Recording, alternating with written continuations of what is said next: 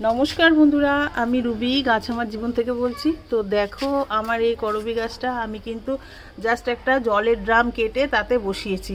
এটা সেই তোমাদের বলেছি, আগে দেখিয়েছি, সাদা করবি গাছ। দেখো ডালটা কি মোটা হয়েছে, যেটা আমি চন্দননগর থেকে এনেছিলাম। আবার গোড়া থেকে অনেক ডালপালা বেরিয়েছে, গাছটা অনেকটাই বড় হয়ে গেছে। আমি গেটের সামনে দিয়েছি, ওকে এখন কেটে ছেটে দেবো বর্ষার আগে, যাতে আবার সামনের সিজনে ভালো ফুল পাই। তো তোমরা দেখতে থাকো, আমি গাছটাকে কাটিং সেটিং করছি।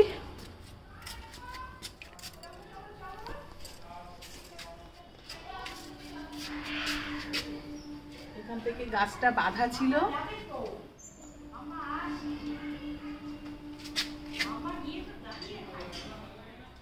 কি মোটা মোটা হয়ে গেছে এটা, এগুলো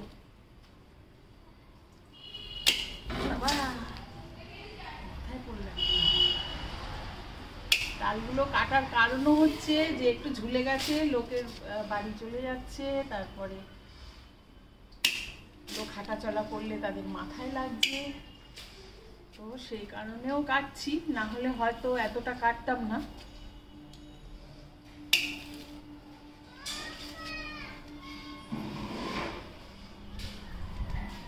গাছগুলো দেখো আমি কিন্তু একটা অ্যাঙ্গেলে কাটছি, তার কারণ যাতে গাছের ডালে জলটা না বসে। বড্ড মোটা মোটা হয়ে গেছে ডালগুলো। আর যদি এটা সরাসরি মাটিতে ছিল তাহলে হয়তো এখনই কাটতে হতো না। আমার যেহেতু একটা ড্রামের মধ্যে আছে, কত বড় গাছ রাখবো, ওই কারণেই কেটে দেওয়া। শুনতে পাচ্ছি ওখান থেকে, অত দূর থেকে শোনা যাচ্ছিল না। বড্ড মোটা ডাল হয়ে গেছে, কিন্তু কাটাই তো মুশকিল।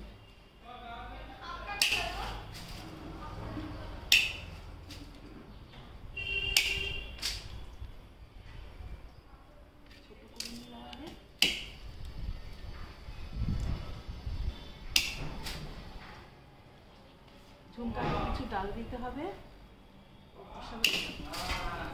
এইটাকে কাটবো কি করে, মোটাটাকে?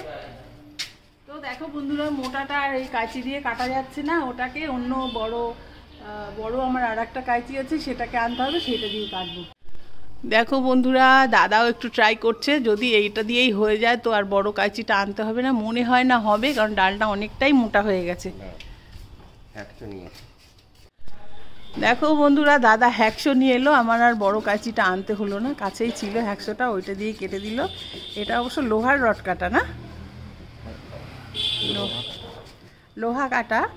আর যেটা তোমার মানে কাঠ কাটার, সেটা ওপরে রয়েছে, একদম 3 তলায়। ওখানে মানে এটা তো নিচে বসিয়েছি, আর ওটা 3 তলায় রয়েছে। ওপর নিচ করাটাও এখন একটা সমস্যা হয়ে গেছে।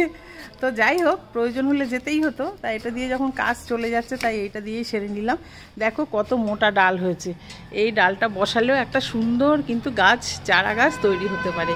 এই গাছটা, ডালটা অবশ্য আমি আমার বন্ধুকে দেবো, ও অবশ্যই বসাবে। তো তোমাদের যদি ভিডিওটা ভালো লেগে থাকে, প্লিজ লাইক, শেয়ার, কমেন্টস করো। আর নতুন বন্ধুরা আমার চ্যানেলটাকে সাবস্ক্রাইব করে দিও। এখন তাহলে আসি, টাটা।